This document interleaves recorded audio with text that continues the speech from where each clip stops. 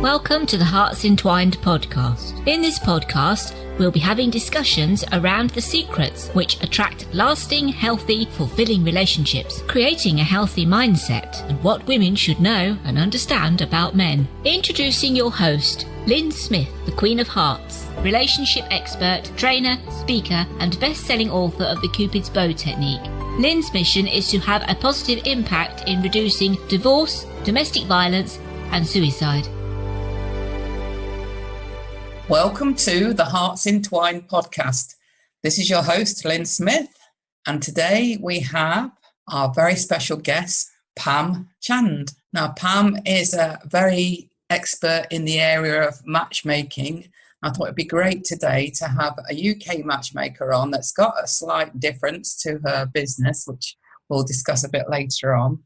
We're going to go into talking about men are bad and women are hard work. So make of that what you will, and we'll see what comes up in the conversation. So first of all, though, let me welcome my very special guest, Pam. Good morning. Morning, Lyn. Thank you so much for having me. You're very welcome.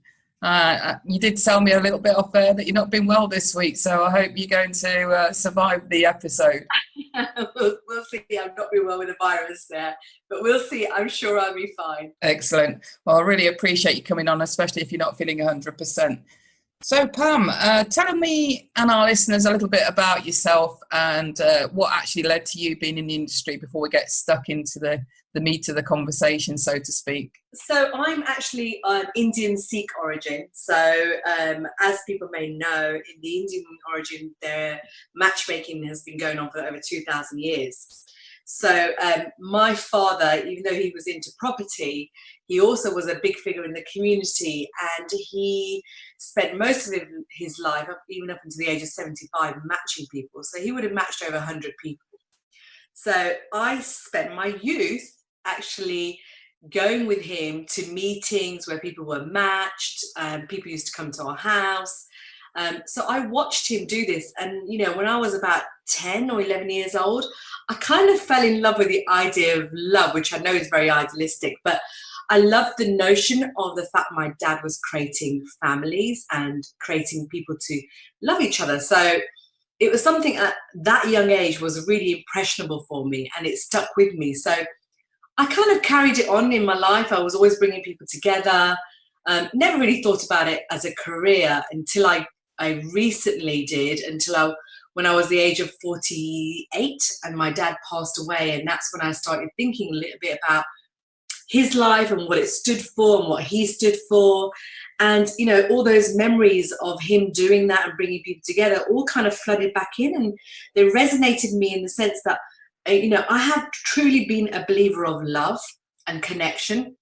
So I kind of accidentally fell into the industry, you know, when my parents were asking me if I knew people to match them with. And I thought, well, this would be quite interesting to do it as a career.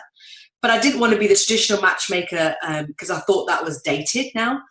And I fell upon the institution of matchmakers, and I qualified and became a certified matchmaker. And that's where it really began. It was just literally a conversation with my cousins, and I just sort of said, well, maybe I should become a matchmaker. And 3 years down the road, here I am. Excellent. That's a great story. So what do you think is specifically your unique selling point, so to speak? What makes your matchmaking different from other people's? You know, what we do, I mean, in the industry is a lot about dating. And when I've been in the industry for 3 years now, what I realised is that, you know, we were creating dates for people, but they weren't having sustainable relationships. And a lot of the time, the people, when they came to me, they wanted to find a partner to kind of fill a gap in their life. So, you know, with conversations, speaking to people, I realised that there was a need for possibly people understanding themselves and why they wanted a partner and the reasons behind that, and also the benefits of having a partner was more important than I want to get married or I need to find a partner. So we started exploring what wasn't working in the singles industry, what wasn't working for people, and exploring that we found that there was the coaching programs we set out were really benefiting people. So 80% of the people that actually go through our coaching programs found partners themselves.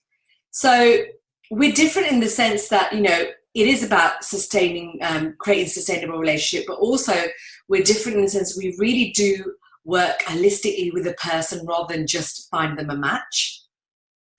So I think that's what it is for us. Excellent. I absolutely love what you're doing, because I do feel that, like you say, it's all about the inner work that actually attracts, you know, the healthy, fulfilling relationship on the back of that, rather than, you know, let's put you with these people and go on a date without actually doing the work first. It might mean that you might end up with maybe a short-term relationship, but it isn't going to resolve any issues or problems that you might be taking into that relationship in order to make it a lasting long-term relationship, is it? No, and you know, I think there's a good point there you made. I mean, last 18 months, our programs have been running, and what I really felt passionate about is that I originally had some really toxic relationships in my life.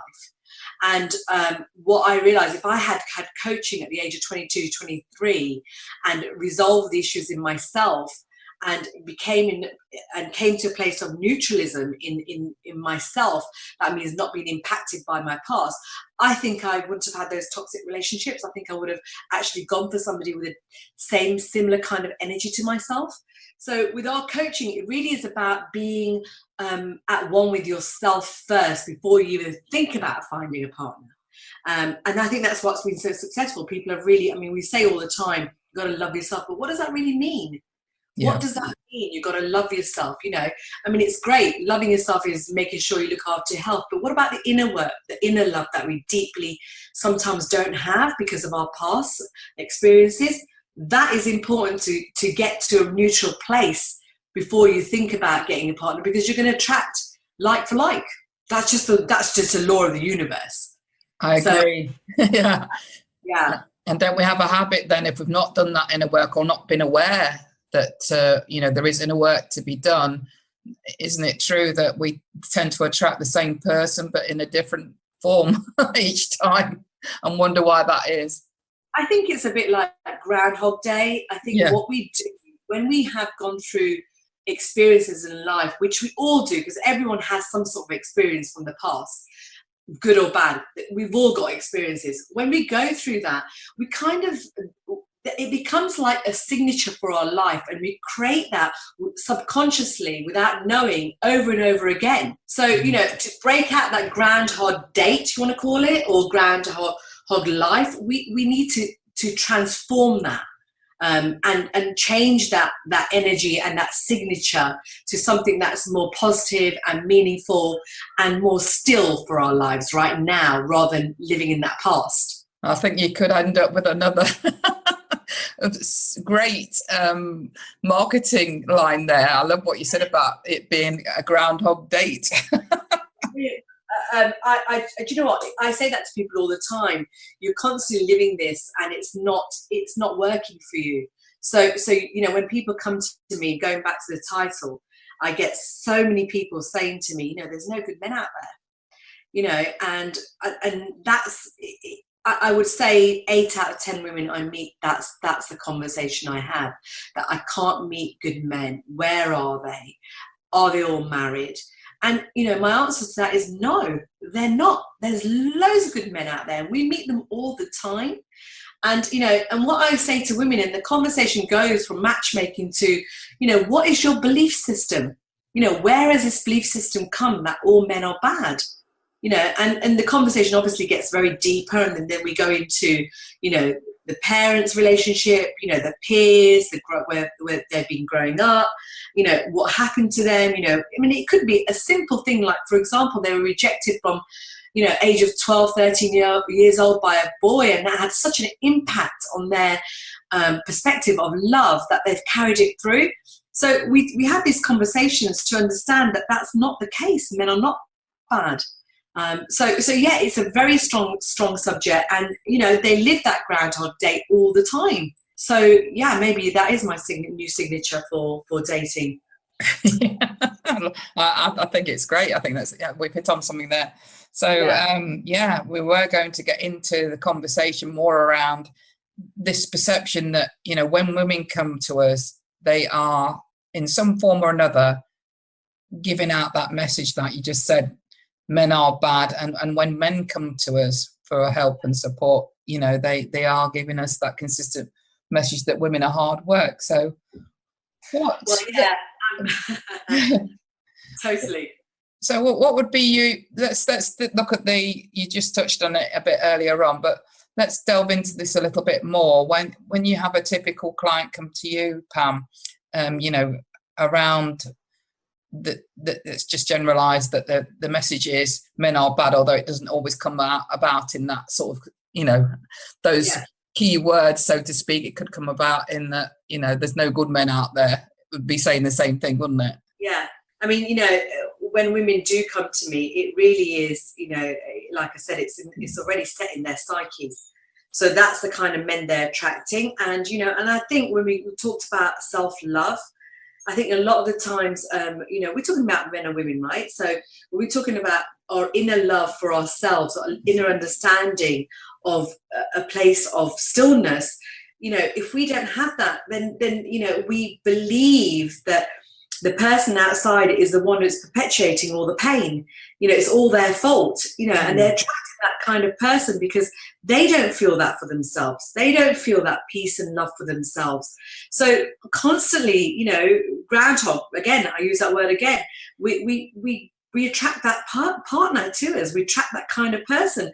And I'm sure it's a very small percentage, but also, you know, you when we share as women, as men, you know, we share our stories. When do we share the good stories? Yeah, that's true. Yeah. You know, and there's no need, if you're listening to this and can recognize yourself, there's no need to beat yourself up, because we, you know, have all been on this sort of education of awareness. So don't think, oh my God, I've just realized, you know, that I've been instrumental in creating the same crappy relationships that keep showing up in my life. I'm sure Pam can relate. I can certainly relate, you know, so don't beat yourself up about any mistakes. You're not alone in this. This is why we're here. This is why we're giving this advice and creating this awareness movement. I think that's so important that you said it. Beating yourself up is not going to do nothing. And, you know, I've been there, you've been there, and lots of our fellow people would have been there.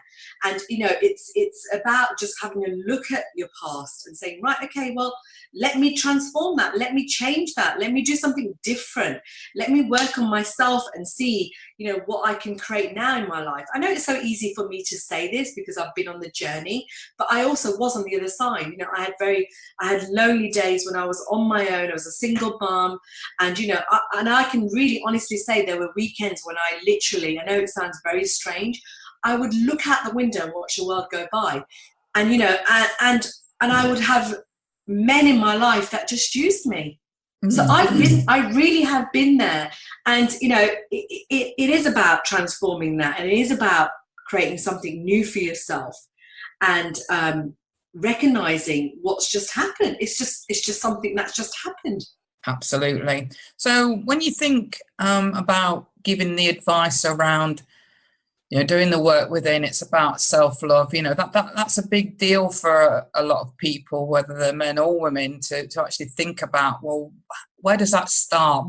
What advice do you actually give around that, Pam? You know, well, you know, I can say that I had a client yesterday, and we had a conversation about how she's young, she's 31 years old, and she says she's seen a lot of men and she just hasn't found the one that she had connection to. So we talked a lot about, you know, what's been going on for her. And, you know, when we spoke about how she felt about herself, I mean, she said she wasn't deserving of a good relationship. She wasn't deserving of a person in her life to share her life.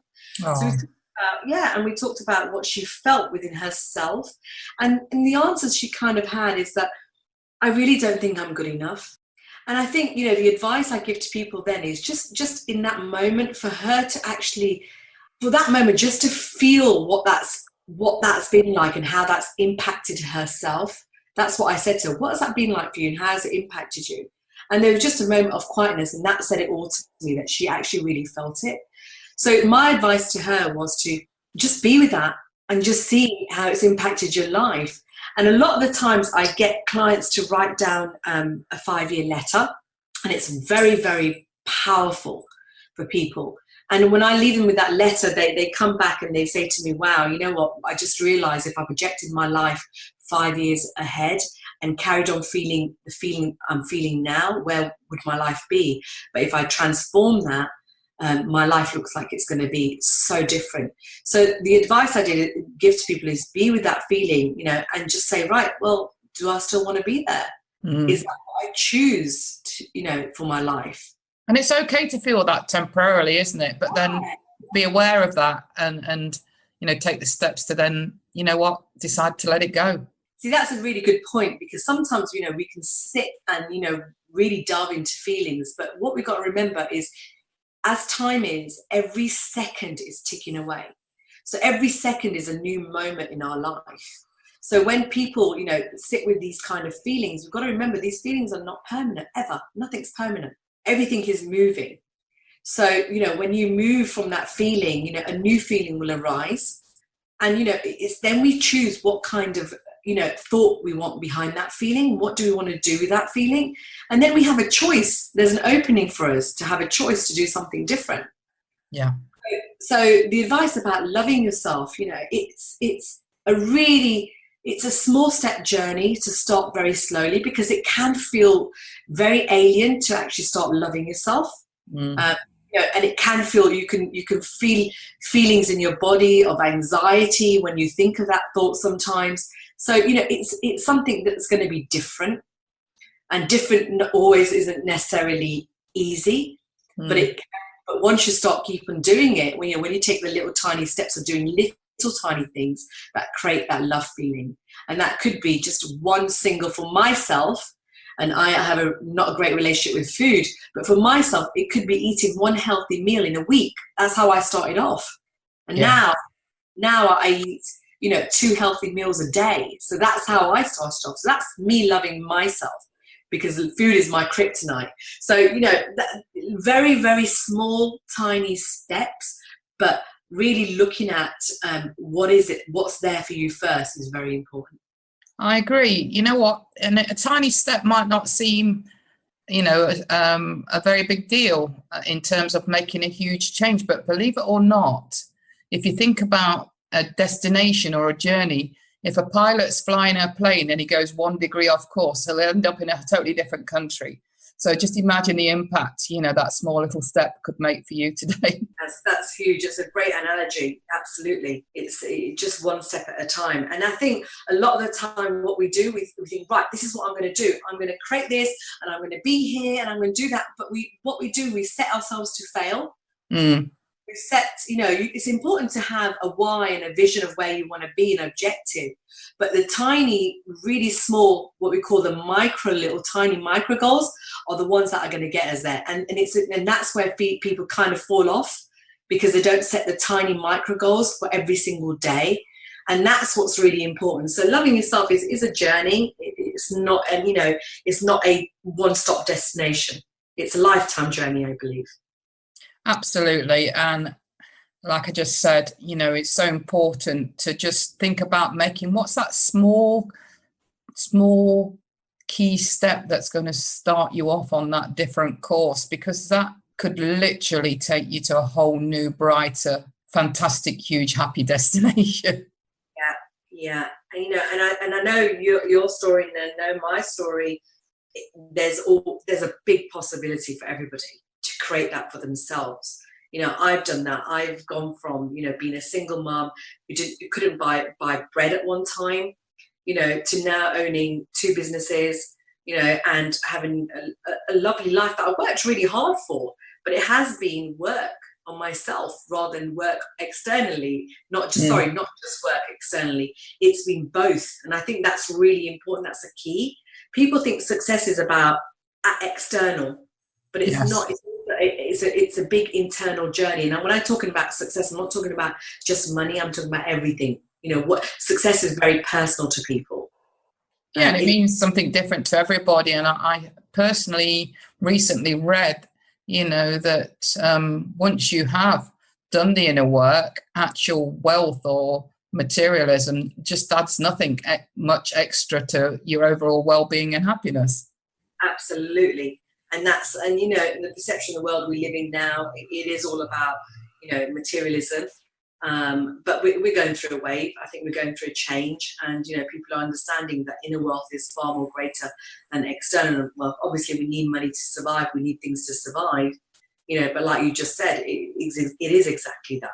I 100% agree. So, when do you deal very much with men in your matchmaking industry, or is it mainly women that you tend to attract, Pam? I mean, when you've mentioned, that this title, men are bad and women are hard work, have you been on the receiving end of men consistently saying women are hard work to you? Yes. So the way we work, we take on the men and we find the women. That's how we work. Right.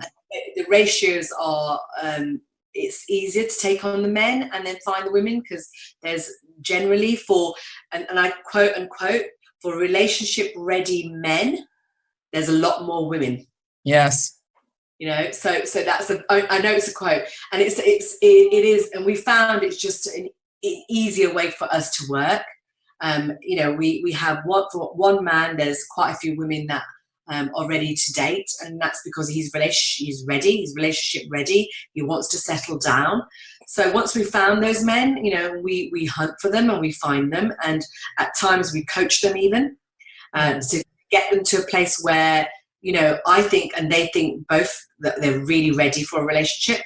And what I have found with the men that do come to us, I think the dynamics of what the way women are now compared to what they used to be like is very different. Women don't need men anymore, in the sense that they don't need men to provide for them anymore. They're independent. They can go on holiday with their friends. So it's a different kind of dynamic. Yes. And I think men have come to me and they have said to me, Pam, women are such hard work.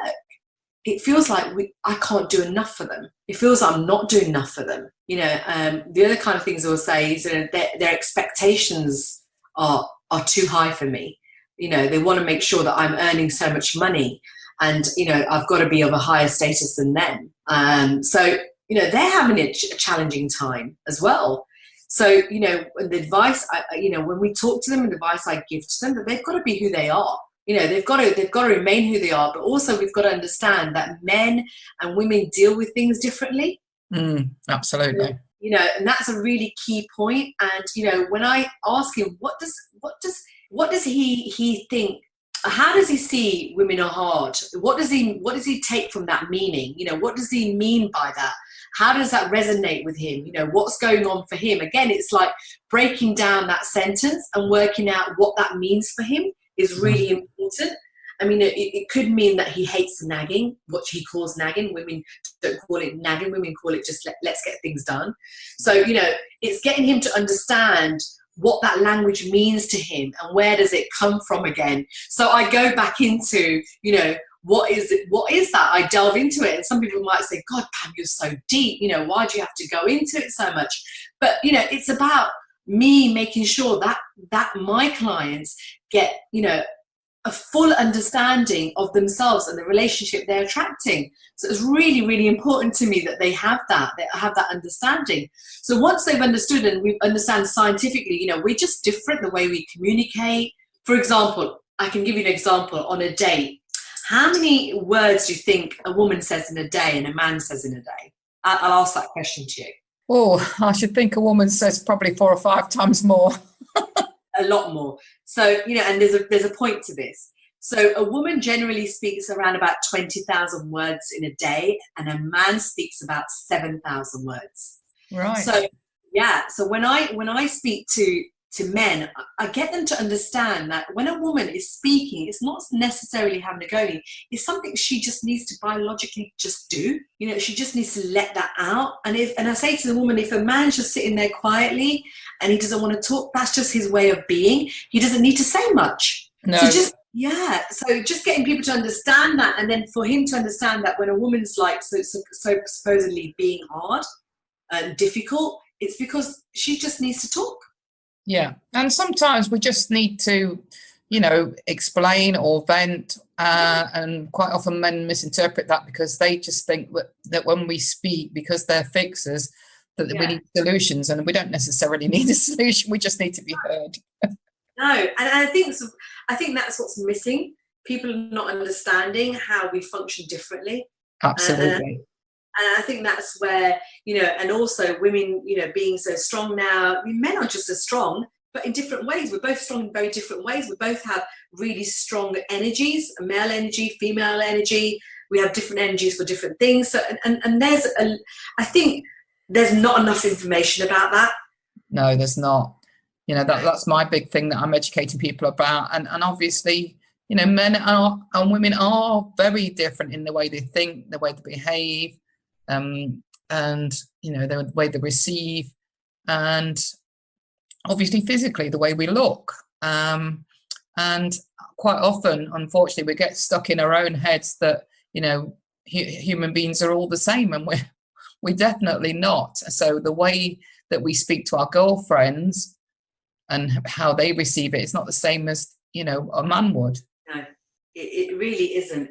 And I continuously educate people on this. And what I will say that is, it's educating people on this, and especially when they're going on dates, we have conversations with them before the date, a debrief of do's and don'ts, and just generally, like I'm talking now, is just telling them, building rapport is another thing. Women build rapport and emotion. Men build rapport and talking about themselves. It's just the way it is. So if somebody comes back to you, all he did was talk about himself, for God's sake. I just say that's just the way men are built. They like to talk about themselves. So can you imagine them with their fellow men? A lot of the time they talk about what they have, what they do, so those kind of things. When we talk about with our girlfriends, we talk about how our day's been, how emotionally we might be upset, or it's not work. It's a different conversation. So it's just about understanding the opposite sex and saying, well, okay, if that's how he builds rapport, that's how he builds rapport. Exactly. And sometimes, men and women, if you get this understanding, you then decide who you're going to share those conversations with, because for a fact that probably, like you say, personal stuff, and probably from a need to vent, probably it might be appropriate to share with your partner. But sometimes you might have to think, if I want a really girlfriendly type response, then maybe I need to source out a girlfriend to share this with rather than my partner, because he's not going to be as receptive or give me the girlfriend response that I'm looking for. I think that's such an important point you made, Lyn, and I think it's really healthy to have be in a relationship, but also to have the same sex friendships. Yes. Just to get an understanding, like you said, sometimes we just want to vent off to our girlfriends, and the guys just need to go out and do whatever they do, run around, play football, whatever they do, or have conversations, just meaningless, as we would call them, meaningless conversations. And I think that's really important for them to just offload. Very important for the psyche. So yeah. It's a good point you've made there. And I don't think we women, when we're so busy in the house doing whatever we do, working, we don't have that space to go and do that at times. And men also, I'm talking about my husband, sometimes he really just needs me to shut up, really, to be honest. Yeah, or in other words, go and find a girlfriend to talk to about exactly. this. Exactly. I just want to sit there and watch a cricket for 10 hours in the day, And I've learned, I've been with him for 18 years now, I've learned that that's not personal to me. It's just his switch off time and he needs it. Whereas earlier in a relationship, I took it very personal. I was like, you don't want to be with me. Why don't you want to be with me? Yes. Yeah, I can relate. And you know what, men just also need downtime as well.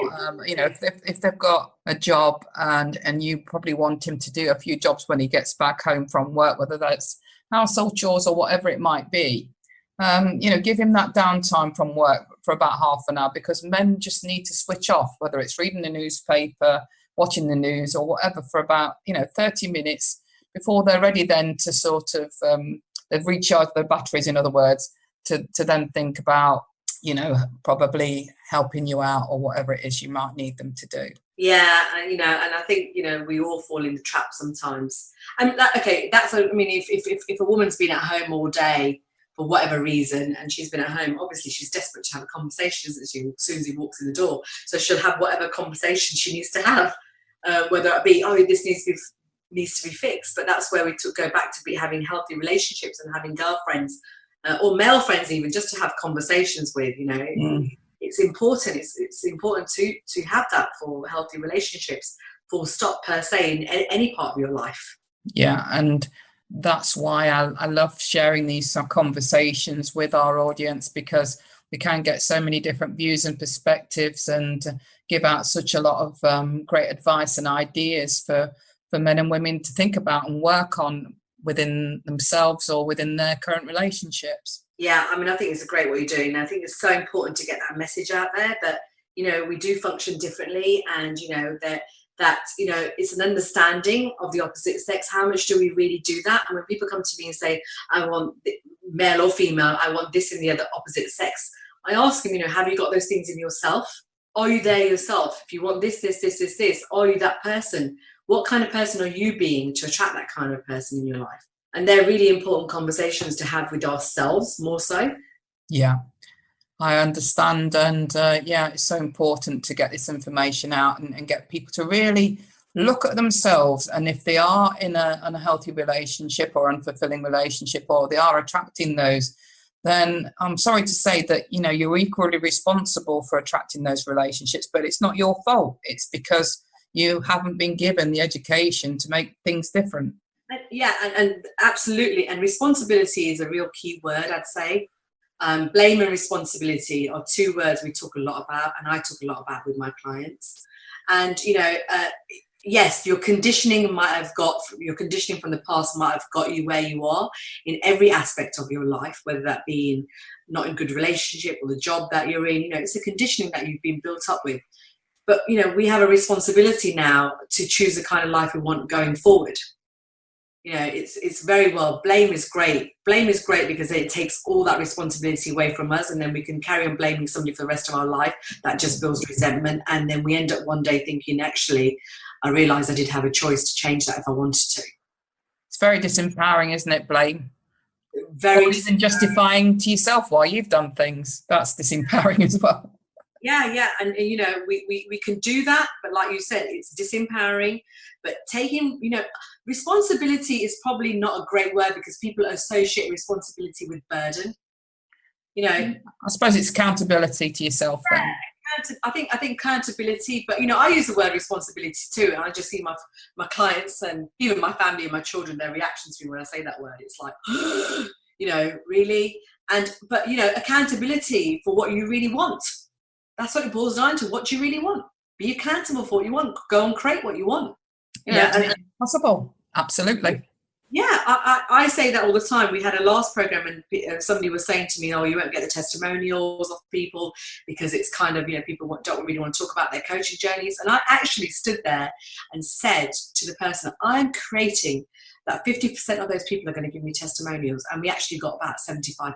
Wow, excellent. Well done, Pam. Which we share on our Insta and our Facebook. We share those testimonials from people and what they've got out of their lives from going and getting coaching. And it's coaching. Like, if people come to me for coaching at present just for singles and getting into relationship, but really coaching impacts you if you consider yourself to be the universe and everything around you is your world. Now, if you transform your own universe, your world around you transforms too. So when people come to us for coaching, what happens is that they're transforming themselves. They're changing their relationship with their family, their parents, their children, their colleagues. It's impacting their work. So it really transforms their whole universe. So it's just such a powerful thing to do for ourselves. Definitely. Well, on that note, Pam, just because I know that we're coming up to the end of the episode, I really want to give you the opportunity to share how people can get in touch with you and what would be a great contact email or web address or social media link that people can connect with you on. Well, our company is called Grandeur and Love, and the reason why I chose that name, grandeur means exceptional, huge, massive, and love. And the way I saw love as always being, it's bigger than just those 4 letters. It's a lot bigger, and love comes in many different shapes and forms. If we're talking about personal relationship, your love evolves. So that's our company name. It's Grandeur and Love. And the best email people can contact me on is that's the website, www.grandeurandlove.com, and my email is pam@grandeurandlove.com. So I'd be delighted to even people telling me some of their stories, what they've gone through. It's just fascinating to see how we really are very similar in the kind of things we go through. Definitely. And you know what? As experts in our industry, we learn so much from our clients, as much if not more, than they learn from us. We're always growing with them. That's what I say to people. Definitely. We can always learn something that's going to create a better distinction or, a better share for the next person that comes along. So thank you for sharing that information, Pam. I shall make sure that and those other contact details get put in our show notes so that if people didn't catch what you just said, they'll be available in the show notes for people to access. Lyn, I just want to thank you so much for creating this opportunity for not just myself, but all the people that come and actually talk on your podcast. Thank you so much for creating that and helping us make a difference in the world. Thank you. It's been my pleasure. Well, thank you so much, Pam, and to you, the audience, for listening and for sharing your time with us.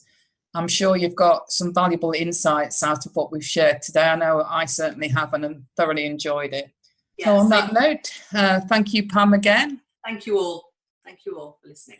And remember, true love starts with opening our hearts. Yeah, wonderful. Until next time, goodbye. Thanks for listening to the Hearts Entwined podcast. You can follow Lyn via the Facebook group 2 Hearts Entwined, or search Lyn Smith, inspirational speaker, at LinkedIn, or email lyn@hearts-entwined.com. That's LYN@hearts-entwined.com. Remember, true love starts with opening our hearts.